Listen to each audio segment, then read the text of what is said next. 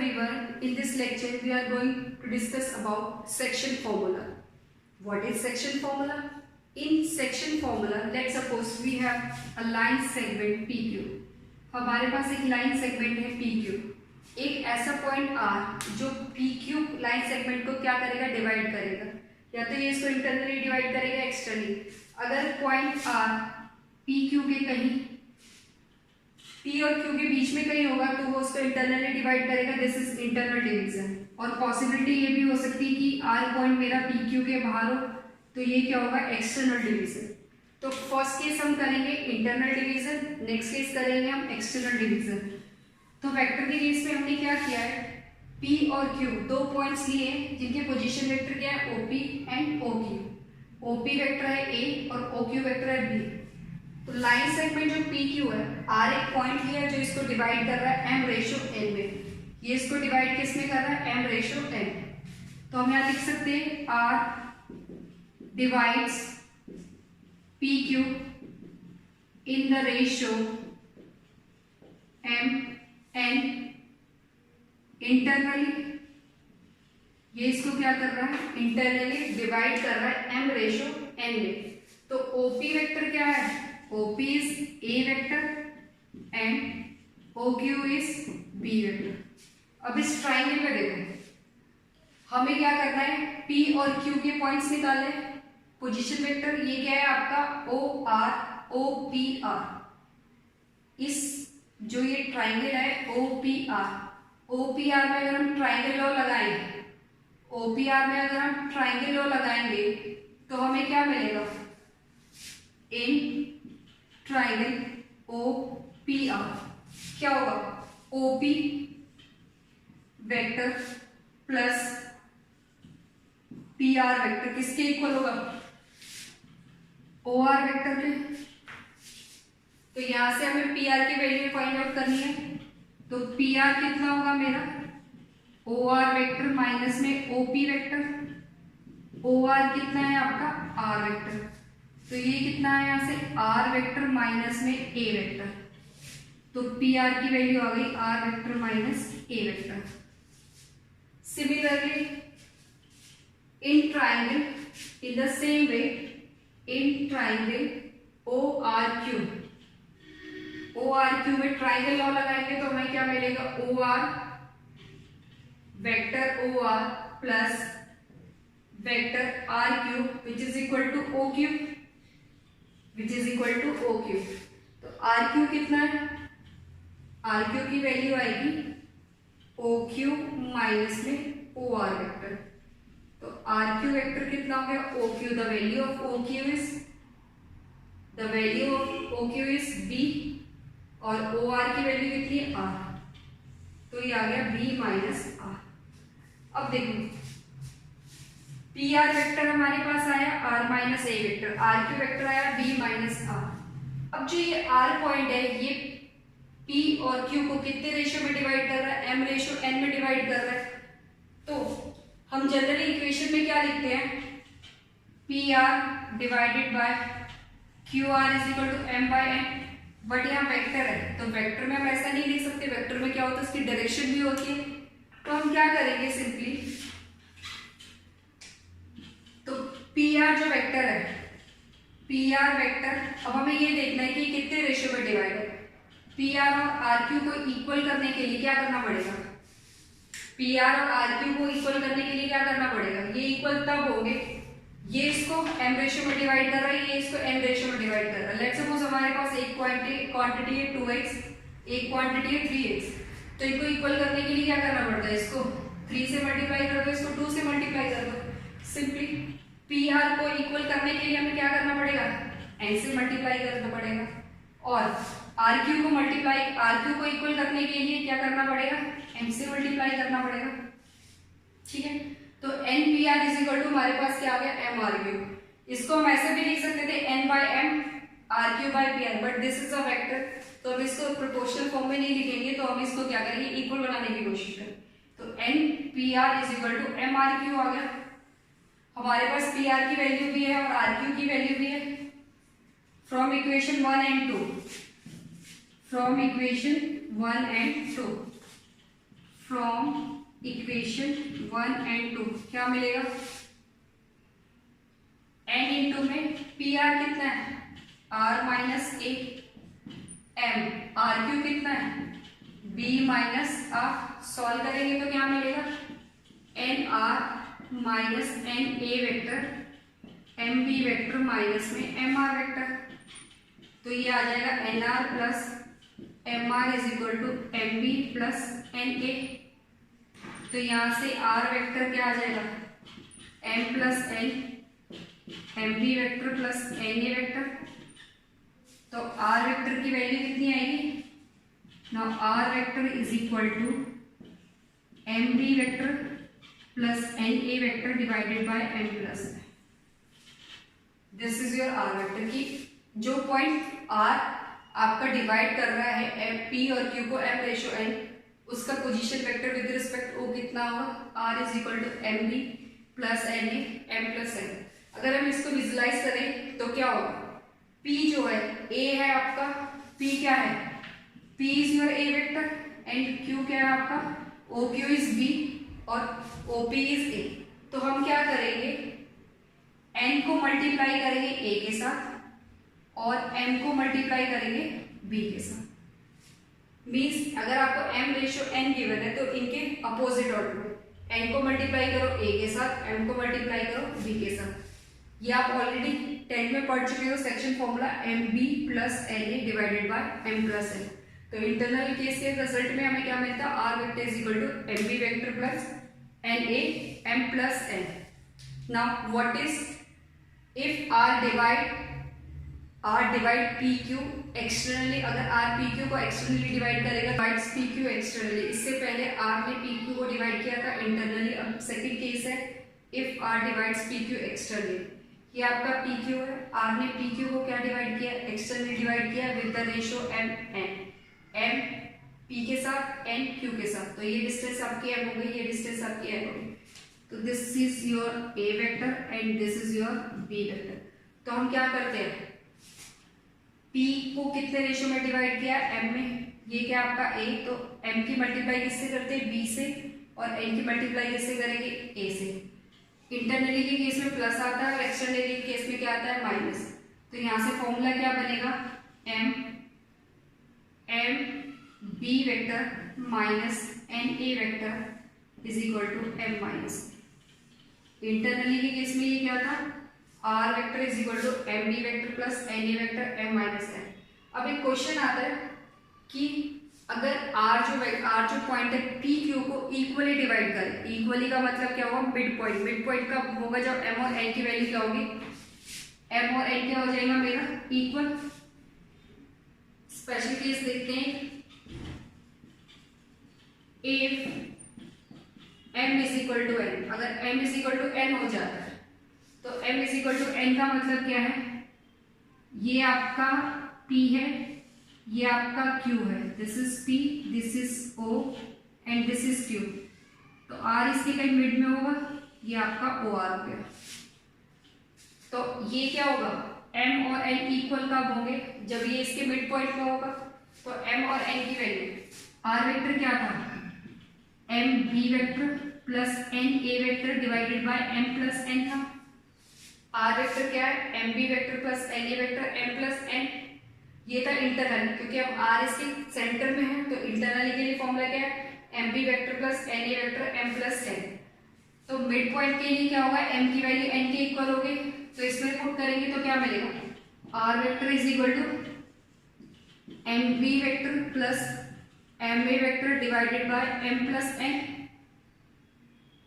m plus m हो जाएगा, ये m और n इक्वल है तो यहाँ से m कॉमन आया, b प्लस a ये कितना हो गया 2 है।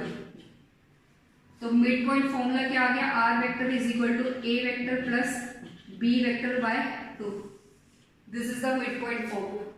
तो हमने देखा r ने जब pq को इंटरनली डिवाइड किया तो फॉर्मूला था r vector is equal to M B plus N A divided by M plus N.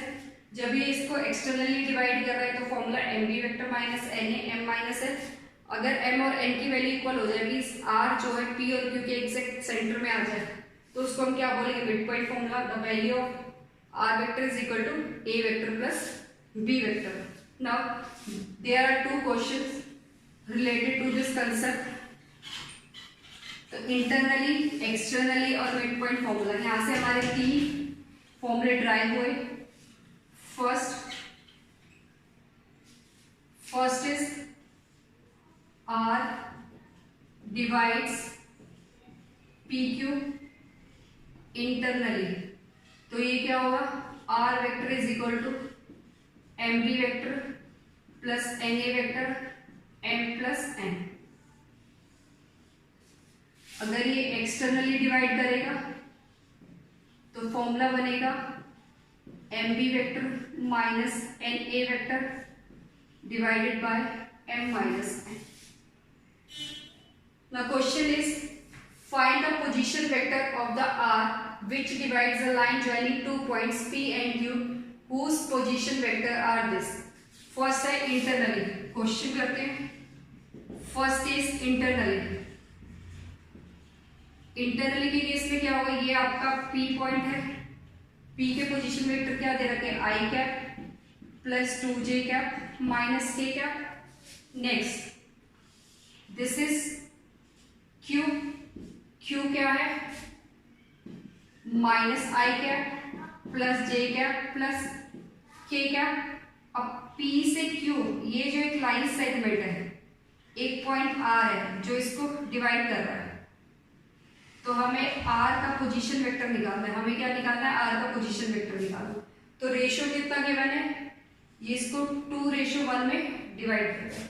तो हम सिंपली क्या करेंगे, फॉर्मूला क्या है इसमें अगर हम देखें तो A वेक्टर क्या है, हमें क्या क्या गिवन है, गिवन है A vector is equal to I cap plus 2j cap minus k cap.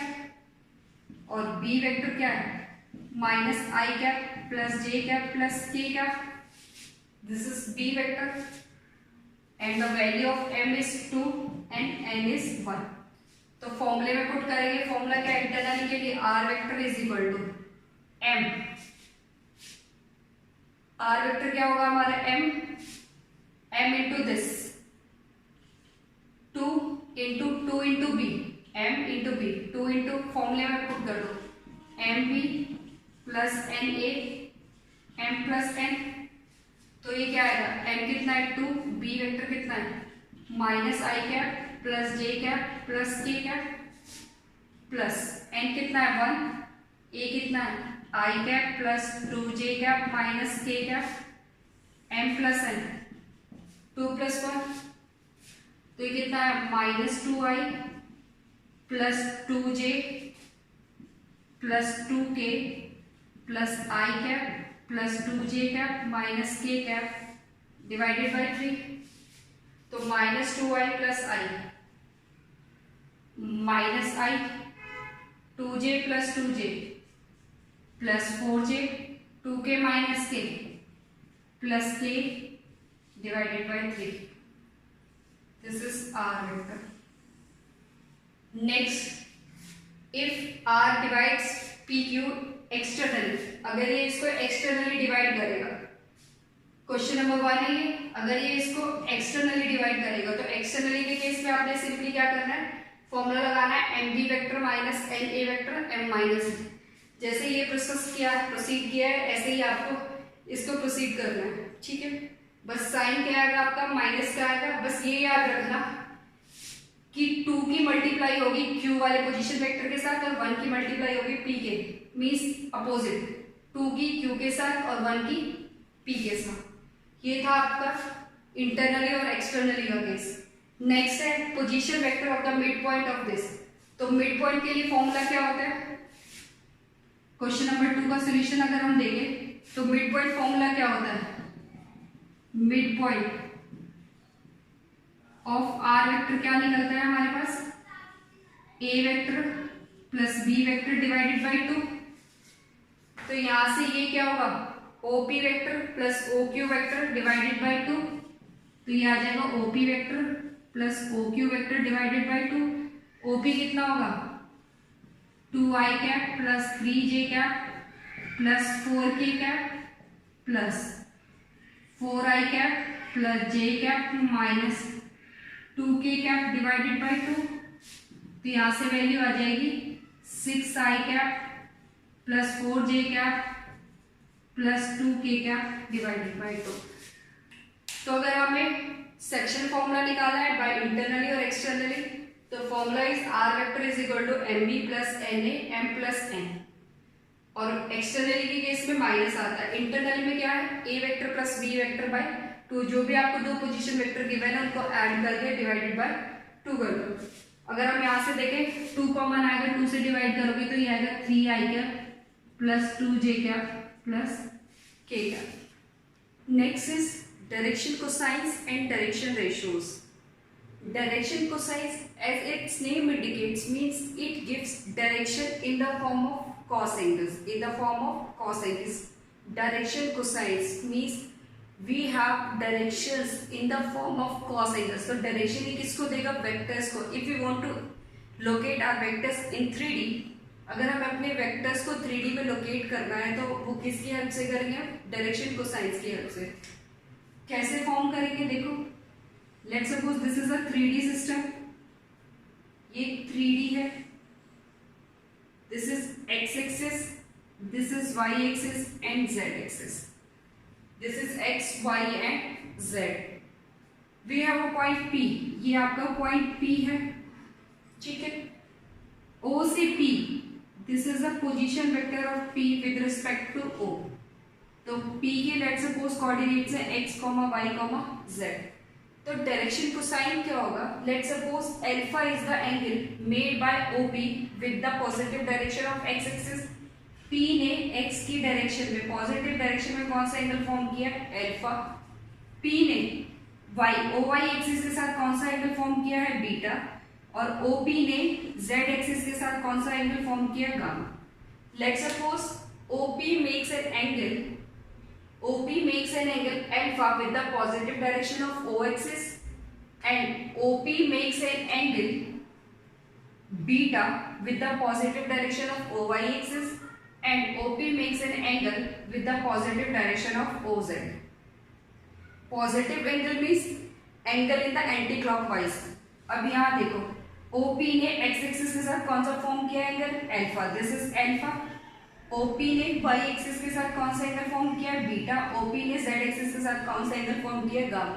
तो alpha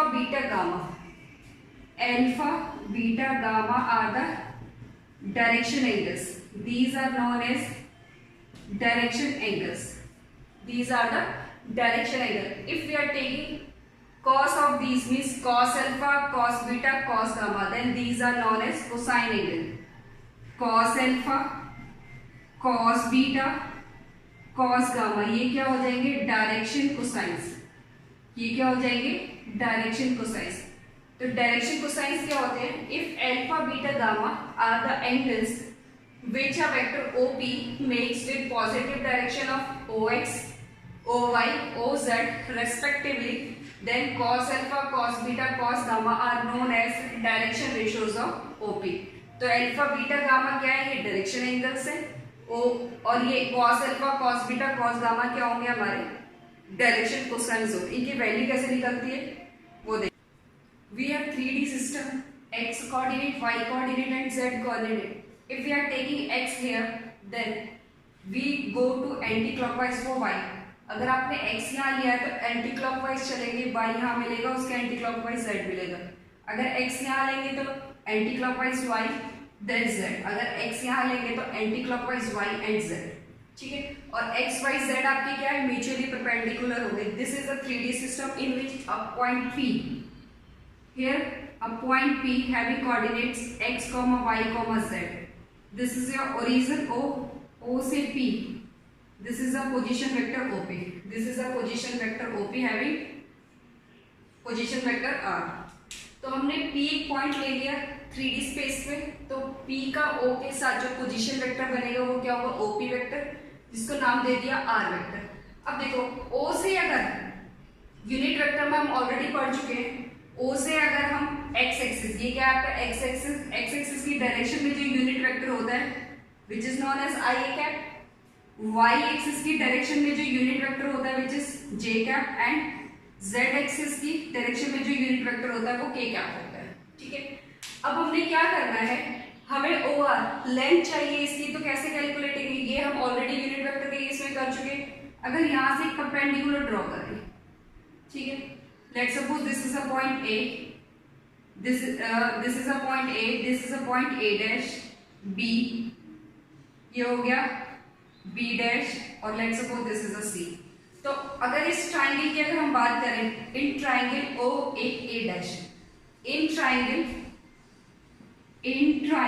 O A dash, O A dash हमें क्या मिलेगा, ओ ए डैश ये है हमारा आई कैप, ठीक है, दिस इज आई कैप, ये पैरेलल है किसके, वाई कैप के। यहाँ यूनिट वेक्टर जो है वो आई कैप है। वेक्टर बनाने के लिए हमें इसको क्या करना पड़ेगा, एक्स से मल्टीप्लाई करना पड़ेगा, तो ये वेक्टर क्या फॉर्म होगा, एक्स आई कैप। सिमिलरली ये जो वेक्टर, ये जो लेंथ होगी वो कितनी होगी, वाई जे, और ओ ए कितनी हो जाएगी आपकी, एक्स आई हो जाएगी।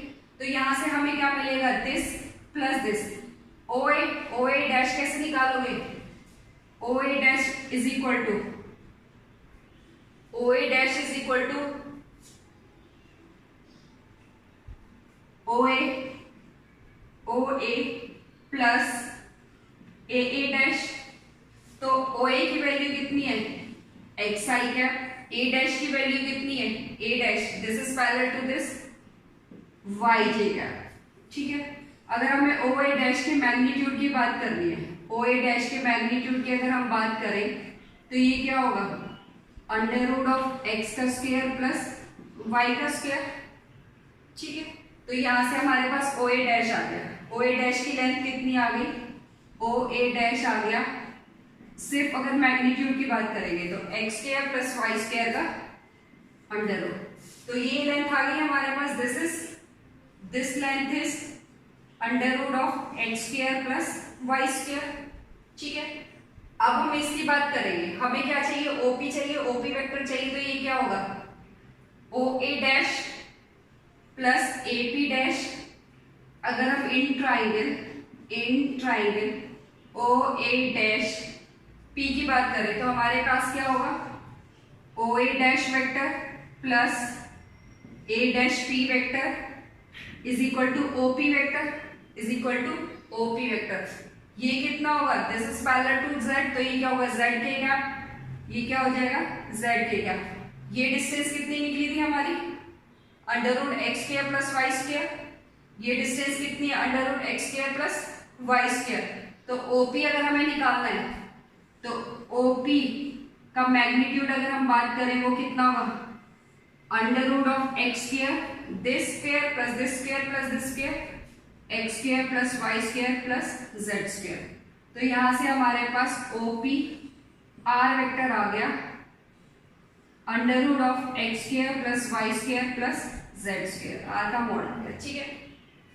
ये हम ऑलरेडी कर चुके हैं। अब देखो, अगर ओ एक्स ने इसके साथ कौन सा एंगल फॉर्म किया था, ए के साथ, this is alpha angle, O Y के साथ कौन सा एंगल फॉर्म किया है, ओपी ने, दिस इज बीटा एंगल, और ओपी ने जेड एक्सिस के साथ कौन सा एंगल फॉर्म किया है, दिस इज गामा एंगल। अब अगर हम डायरेक्शन कोसाइंस की बात करें तो डायरेक्शन कोसाइंस के लिए हमने क्या करना है, यहाँ देखिए, this is O point, this is A point, this is P. Alpha किसके साथ बन रहा है हमारा, ओपी ने किसके साथ बनाया, एक्स एक्सिस के साथ। इस 3D को अगर हम 2D व्यू में कन्वर्ट करें तो यहाँ क्या होगा, let's suppose this is X axis and this is Y axis. P angle, OP ने जो एंगल फॉर्म किया है, ओपी ने जो एक्स एक्सिस पे एंगल फॉर्म किया है वो क्या है, एक्स। ओपी ने, this is P, this is OP, OP ने एक्स एक्सिस के साथ जो एंगल फॉर्म किया है वो क्या है हमारा, एल्फा है, this is alpha. Direction cosines क्या होते हैं, कॉस ऑफ एल्फा। तो यहां से हमारे पास ये वैल्यू क्या आ गई, दिस इज वाई, ये इसके पैरेलल है, this is Y and this is X. तो ये ओपी है और ये क्या है, ए। तो हमने क्या किया है, P से A पे अगर एक परपेंडिकुलर ड्रॉ करें, P से A पे अगर हम एक परपेंडिकुलर ड्रॉ करें तो वो ऐसे ड्रॉ होगा। तो यहाँ से अगर हमें cos अल्फा निकालना है, if you want to calculate cos alpha क्या होता है, base upon, cos alpha is base upon hypotenuse. तो ये बेस है, ये हाइपोटेन्यूज है, तो ये क्या होगा, cos alpha is equal to OA upon OP. If we are talking about cos alpha, then what is the cos alpha? Cos alpha is OA upon OP. Cos alpha is OA upon OP. Now what is the value of OA? This is X. And what is the value of OP? It is R. This is magnitude of R, or we can say that simply R. तो यहाँ से cos alpha कितना हो गया? OA upon OP. OA is X and OP is R. तो ये cos alpha आ गया हमारे पास. Cos alpha is equal to X by R. Cos alpha is equal to X by R. Similarly, अब यहाँ देखिए y एक्सिस के साथ OP ने कौन सा एंगल फॉर्म किया है? OP ने y एक्सिस के साथ जो एंगल फॉर्म किया है, दिस इज बीटा. OP ने y एक्सिस के साथ एंगल कौन सा फॉर्म किया है? बीटा फॉर्म किया है. अब इसको अगर हम फिर से ट्राई करें, इसको दोबारा से देखें, तो यहाँ से cos अल्फा की वैल्यू कितनी आ गई? x by r आ गया. तो हमने मैग्नीट्यूड निकाल लिया, this is equal to under root of x square plus y square plus z square. तो r की वैल्यू हमारे पास आ गई, r is under root of x square plus y square plus z square. अब हम डायरेक्शन कोसाइन की बात करते हैं. तो cos अल्फा भी हमने निकाला. तो डायरेक्शन कोसाइन जो होता है by convention L is equal to cos alpha होता है, M is equal to cos beta, N is equal to cos gamma. तो L M N ये क्या है हमारे? L M N. इनको हम बोलेंगे डायरेक्शन कोसाइंस. या तो आप इसको रिप्रेजेंट करोगे cos alpha, cos beta, cos gamma से, या फिर हम रिप्रेजेंट करेंगे इसको L M N से. अब देखो, इसको ऐसे समझते हैं, this is x axis, this is y axis and this is z axis. यहाँ एक पॉइंट P है, this is the O and this is R vector. OP ने क्या किया है? x के साथ anti clockwise means positive direction में कौन सा एंगल फॉर्म किया? अल्फा. ये कौन सा एंगल फॉर्म किया है? Beta. And this is the angle of gamma. ठीक है. अब हमें क्या निकालना था? cos alpha, cos beta, cos gamma. अब एक 3D व्यू है. अगर मैं क्या करूं, P से यहाँ पे ये पॉइंट, अगर A पॉइंट यहाँ पे लाई कर रहा है, अगर इसको हम क्या करेंगे, फॉर्म करेंगे 3D में. इससे पहले हमने इसको एक 3D व्यू दिया था. तो अब इस 3D व्यू को 2D में कन्वर्ट करके देखें. तो यहां से हमारे पास क्या आया था? यहां से था 3D के केस में हमने क्या किया था? 1 by 1 करते हैं इसको. This let's suppose this is a P. ये हमारे पास है Z, ये X and this is Y. यहाँ पॉइंट O है और ये पॉइंट हमारा क्या है? A. अब हम क्या करेंगे? P से एक परपेंडिकुलर ड्रॉ करेंगे. P से हम क्या करेंगे? A पे एक परपेंडिकुलर ड्रॉ करेंगे. तो वो ड्रॉ कैसे होगा? ये x एक्सिस है, ये हमारी y एक्सिस है, ये x एक्सिस, ये y एक्सिस, ये पॉइंट क्या है? P. तो P से x एक्सिस पे, अब ये देखो 3D में आप सिर्फ विजुअलाइज कर सकते हो, उसको रिप्रेजेंट नहीं कर सकते. तो P से अगर आप A पे परपेंडिकुलर ड्रॉ करोगे तो वैसे ड्रॉ होगा. तो this is your y and this is your x. Coordinates हो गए इसके x y. ठीक है. तो यहां से P ने OP ने x के साथ जो अल्फा फॉर्म किया है वो है एंगल जो OX के साथ फॉर्म किया है वो क्या है? आपका अल्फा है. तो cos अल्फा हमने निकाला. cos अल्फा क्या हो गया? In triangle OAP, in triangle OAP cos alpha क्या होगा? OA upon OP. OP क्या है मेरा? R. तो यहां से x by R. तो cos alpha L is equal to x by R. Convention के थ्रू देखें तो L क्या आ गया मेरा? x by R आ गया, या cos alpha is equal to x by R. अब क्या करना है हमें? This is B. तो अब P से B पे एक परपेंडिकुलर ड्रॉ करो. P से B पे एक परपेंडिकुलर ड्रॉ करोगे तो अब हमारे पास क्या आ गया? y z axis. ये किसमें? y z. तो यहां से हमारे पास इन ट्राइंगल OBP में देखिए, OBP, इन ट्राइंगल OBP. तो यहां से हमारे पास क्या आएगा? In triangle OBP. तो cos बीटा सिंपली क्या हो जाएगा? OB अपॉन OP, तो OB की वैल्यू कितनी है, what is OB, this is y and OP कितना है मेरा I, तो y बाय r, तो यहां से मेरे पास cos बीटा को आप किससे रिप्रेजेंट कर सकते हैं, n, बाय कन्वेंशन हमने cos अल्फा को l से रिप्रेजेंट किया है, cos बीटा को m से, cos गामा को l से, तो ये हो गया m y बाय r। इतना क्लियर है। हमने P से A पे परपेंडिकुलर ड्रॉ किया है, P से B पे परपेंडिकुलर ड्रॉ किया है, इसको हम प्रोजेक्शन भी बोल सकते हैं बट उसको हम नेक्स्ट लेक्चर में कवर करेंगे।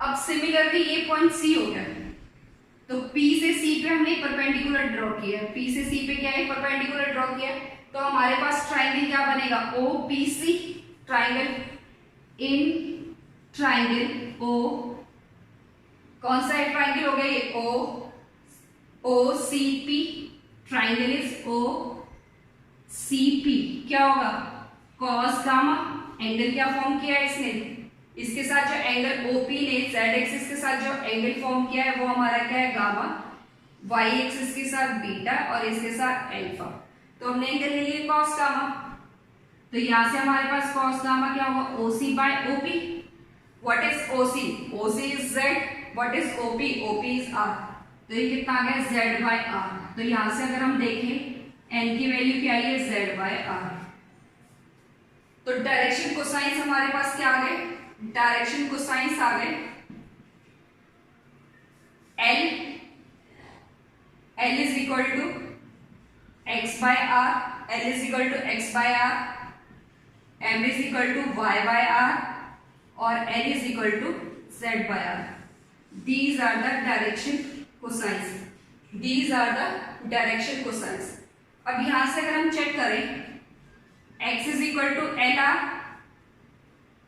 y is equal to MR and z is equal to कितना हो गया NR, x की वैल्यू LR, y की वैल्यू MR, z की वैल्यू LR, तो ये x y z ये क्या थे, जो हमारे पास OP वेक्टर था, P वेक्टर के कोऑर्डिनेट से x y z P vector के क्या थे कोऑर्डिनेट से। अब हम ये जो LR है इसको बाय कन्वेंशन, जैसे हमने cos alpha, cos beta, cos gamma को एक नाम दे दिया था L एंड N, ऐसे ही हम by convention LR is equal to A, MR is equal to B, NR is equal to C, LR को क्या नाम दे दिया A, MR को B, NR को C, तो जो ये A B C है, A B C, ये है हमारे डायरेक्शन रेशियोज, ये क्या है direction ratios, these are direction ratios. अब देखो किसी भी वेक्टर का डायरेक्शन रेशियो और डायरेक्शन कोसाइन कैसे निकालोगे, x is equal to L by R, x is equal to L by R है, तो ये LR क्या है, सिंपली जो आपके पॉइंट्स है x y z कोऑर्डिनेट जो है वही आपकी क्या है डायरेक्शन रेशियोज है, उनको हमने नाम क्या दे दिया A B C, उनको नाम क्या दे दिया गया है A B C are the direction ratios.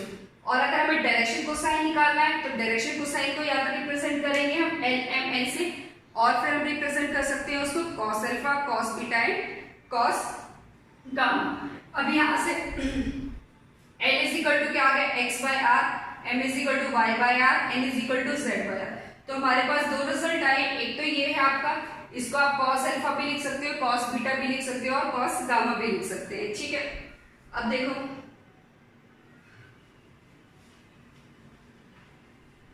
यहां से अगर हम r की बात करें, r क्या है हमारे पास, r is x by l, ठीक है। तो डायरेक्शन रेशियोज निकाले हमने, डायरेक्शन कोसाइन निकाले, x की वैल्यू जो आपके पास x y z है वो सिंपली आपके क्या है डायरेक्शन रेशियोज हैं,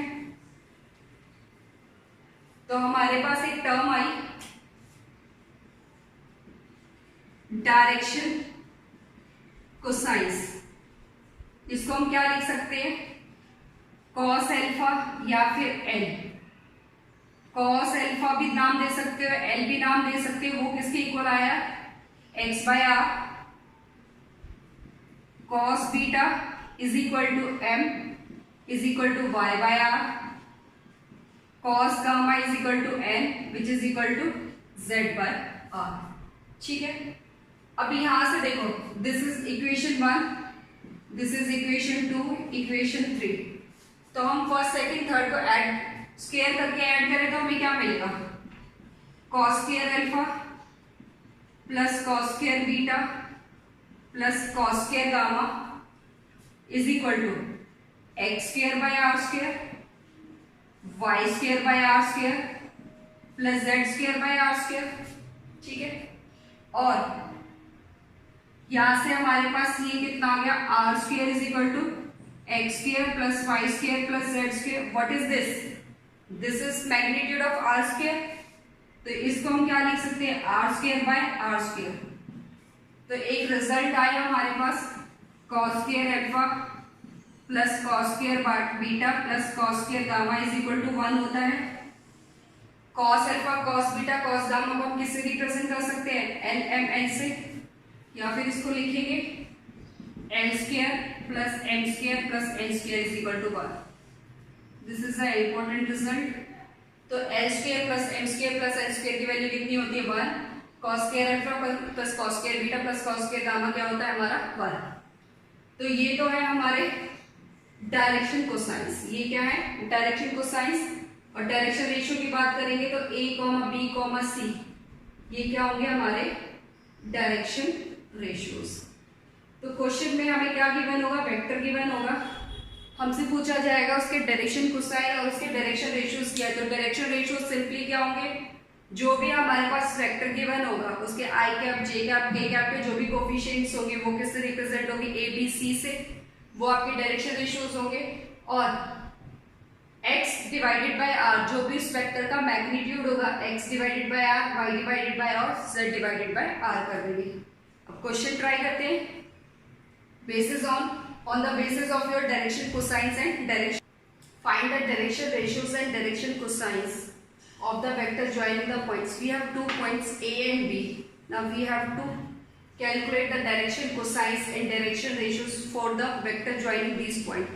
तो A और B को B पॉइंट को ज्वाइन करने के लिए जो हमें वेक्टर फॉर्म करना पड़ेगा उसके हमें डायरेक्शन कोसाइंस और डायरेक्शन रेशियोज निकालने। तो हम क्या करेंगे,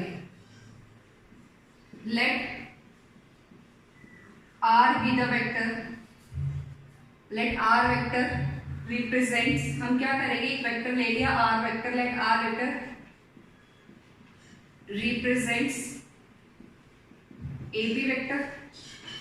अब A जो है ये आपकी line segment, this is A and this is B।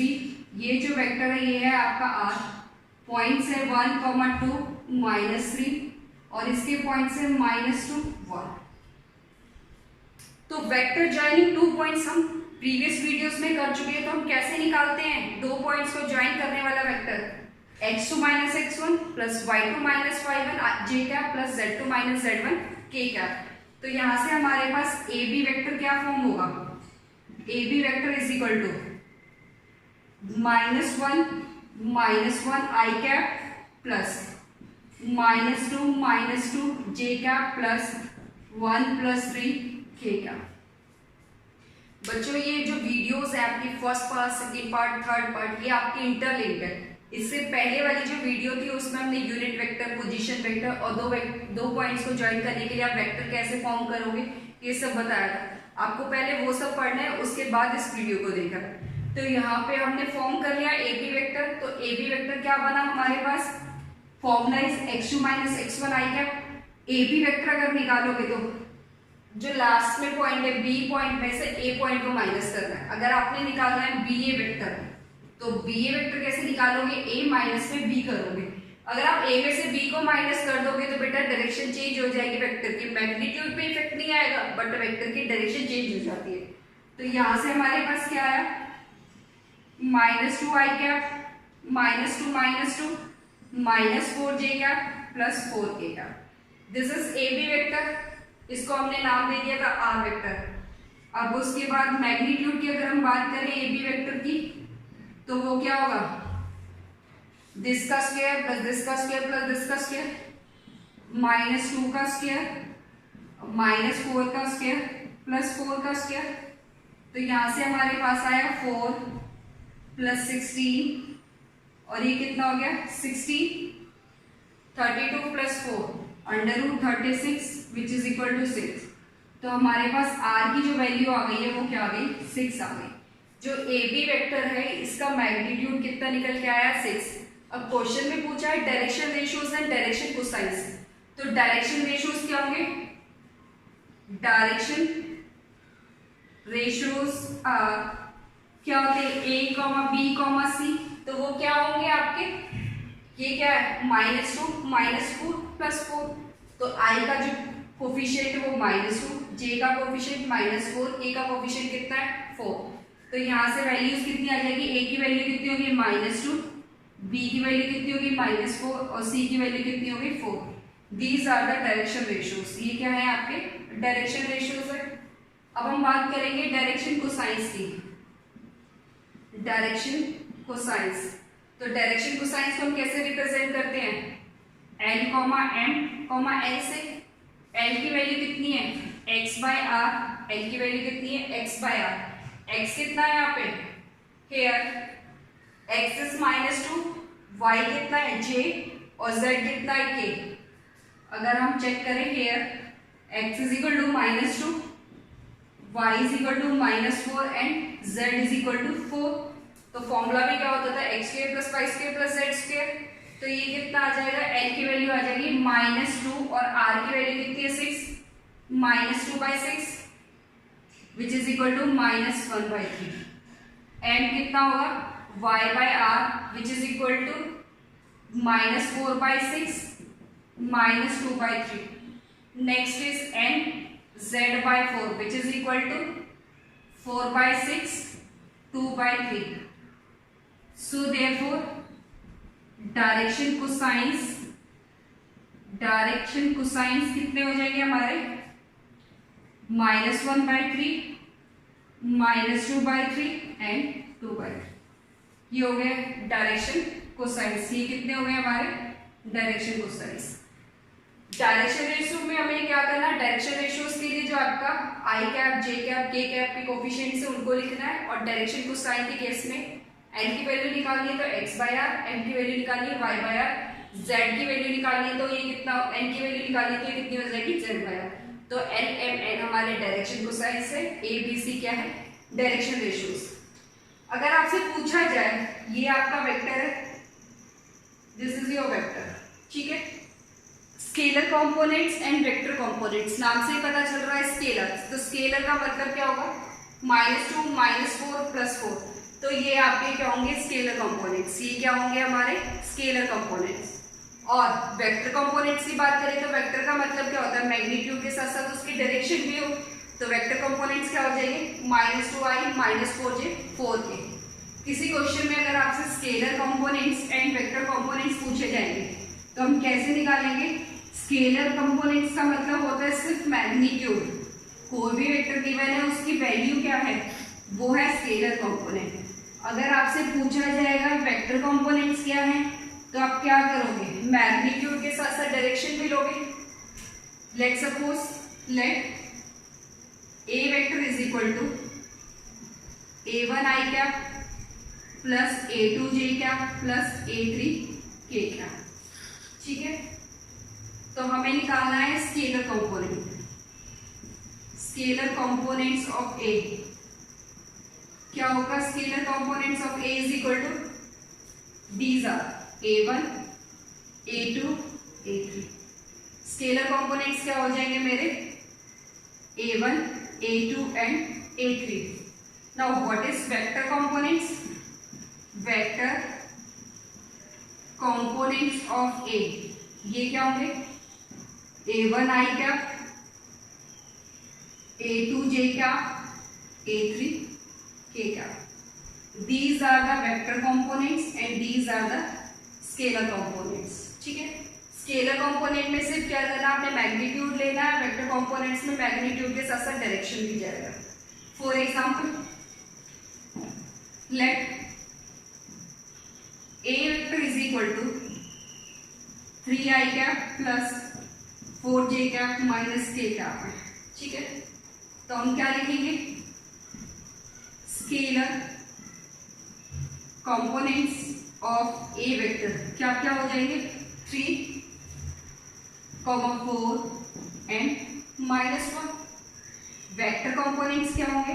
Vector components of A vector कितने होंगे? Vector means magnitude and direction, magnitude और डायरेक्शन, तो ये क्या हो जाएगा 3i cap 4j cap and -a। These are the scalar components and vector components. Next question is, show that the vector I cap, j cap plus k cap equally inclined to the axis ox, oy and oz. Question में हमें show करना है कि जो ये vector है r vector, ये x axis के साथ, y एक्सिस के साथ, z एक्सिस के साथ इक्वल एंगल फॉर्म कर रहा है। This is your important question.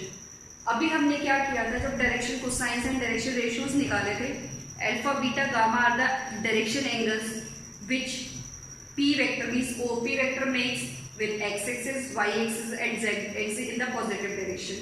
तो अब हमें यहाँ पे करना क्या है, ये है आपका vector i cap plus j cap plus k cap. तो let i cap plus j cap plus k cap, let इसको अगर हम नाम दे दें, let r vector is equal to i cap plus j cap plus k cap makes alpha beta gamma angles with the positive direction of ox, oy, oz respectively। Question is, ये है हमारा vector, this is z, this is y and this is x coordinate. तो ये जो vector है, vector is r vector. r vector ने क्या किया है, x के साथ अल्फा फॉर्म किया है, y के साथ बीटा फॉर्म किया है और z के साथ गामा फॉर्म किया है। ठीक है, तो यहां से अगर हम चेक करें direction ratios of r vector कितना होगा, i cap plus j cap plus k cap a b c, ये कितने हो जाएंगे 1 1 1। ठीक है, उसके बाद direction cosines of i cap plus j cap plus k cap, that is r vector, ये कितना होंगे cos alpha is equal to x by r, ये हम ऑलरेडी पढ़ चुके हैं, x by r, cos beta is equal to y by r and cos gamma is equal to z by r। तो अब यहाँ देखो r की वैल्यू कैसे कैलकुलेट करेंगे, r is equal to under root of x square plus Y square plus Z square. तो ये value कितनी आएगी, 1 का स्क्वायर प्लस 1 का स्क्वायर प्लस 1 का square which is equal to root 3। तो यहां से देखो i cap plus j cap plus k cap, here x is equal to 1, y is equal to 1, z is equal to 1, क्योंकि किसी भी vector को रिप्रेजेंट करने के लिए हम क्या यूज करते हैं, r vector is equal to xi plus yj plus zk cap. i का कोफिशिएंट क्या है 1, j का कोफिशिएंट 1 और k का कोफिशिएंट क्या है 1। तो यहाँ से cos अल्फा कितना है, cos alpha is equal to x by r 1 by root 3। तो अल्फा की वैल्यू कितनी आ गई, cos inverse 1 by root 3, alpha आ गया cos inverse 1 by root 3। cos beta क्या है y by r which is equal to again 1 by root 3। तो बीटा की वैल्यू कितनी आ गई, cos inverse 1 by root 3, beta कितना आ गया cos inverse 1 by root 3। Next is cos gamma is z by r which is again 1 by root 3. Now gamma is cos inverse 1 by root 3, cos inverse 1 by root 3. अब value check करो, the value of alpha, beta and gamma are same which is cos inverse 1 by root 3। तो यहाँ से हमारे पास क्या आ गया, alpha is equal to beta is equal to gamma which is equal to cos inverse 1 by root 3। और हमने यही प्रूव करना था कि जो हमारे पास वेक्टर है ये ox, oy, oz means ox, oy, oz के साथ क्या कर रहा है, सेम एंगल बना रहा है which is equal to cos inverse 1/√3 hence proof. तो बच्चों आज हमने क्या पढ़ा है, सेक्शन फॉर्मूला क्या होता है। कोई भी ओपी वेक्टर है, हमने एक लाइन सेगमेंट ले लिया पी क्यू, आर वेक्टर उसको कैसे डिवाइड कर रहा है, इंटरनली भी डिवाइड कर रहा है, एक्सटर्नली, दोनों केसेस देख लिए। मिड पॉइंट फॉर्मूला क्या होता है वो भी देख लिया, उनके बेसिस पे क्वेश्चंस भी कर लिए। नेक्स्ट हमने डायरेक्शन रेशियोज क्या होते हैं, डायरेक्शन कोसाइंस क्या होते हैं, स्केलर कंपोनेंट्स क्या है, वेक्टर कंपोनेंट्स, आज के लेक्चर में ये सबको डिस्कस किया। अब नेक्स्ट लेक्चर में हम क्या करेंगे, डॉट प्रोडक्ट कि मल्टीप्लाई कैसे करते हैं हम दो वेक्टर्स को। तो नेक्स्ट टॉपिक नेक्स्ट लेक्चर के लिए क्या होगा आपका, डॉट प्रोडक्ट। Thank you.